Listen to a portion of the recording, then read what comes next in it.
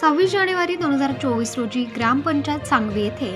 सरपंच कणीलाल हिरमल पावरा यांच्या अध्यक्षतेखाली ग्रामसभा बोलवण्यात आली। सदर प्रसंगी जिल्हा परिषद सदस्य योगेश बादल, पंचायत समिती सदस्या प्रभाताई शिरसाट, सांगवी आदिवासी विकास कार्यकारी सोसायटीचे चेअरमन अशोक गायकवाड,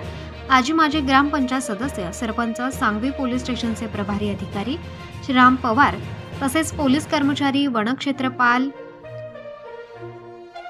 सांगवीचे अधिकारी, पशुधन अधिकारी, जिल्हा परिषद शाळेचे मुख्याध्यापक व शिक्षक वृंद व गावातील सर्व मान्यवर, ग्रामसेवक, ग्राम रोजगार सेवक व गावकरी मोठ्या प्रमाणावर उपस्थित होते। प्रबंधभूमी महाराष्ट्र न्यूजसाठी अजय भरसट। भारताचे एक सार्वभौम, समाजवादी, धर्मनिरपेक्ष, लोकशाही गणराज्य घडविणे व त्याच्या सर्व नागरिकांस सामाजिक, आर्थिक, राजनैतिक, न्याय, विचार,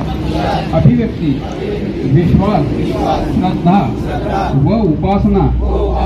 यांचे स्वातंत्र्य, दर्जाची व संधीची समानता निश्चितपणे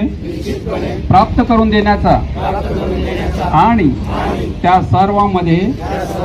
व्यक्तीची प्रतिष्ठा व राष्ट्राची एकता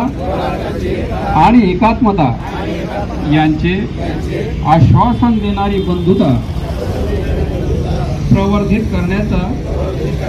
संकल्प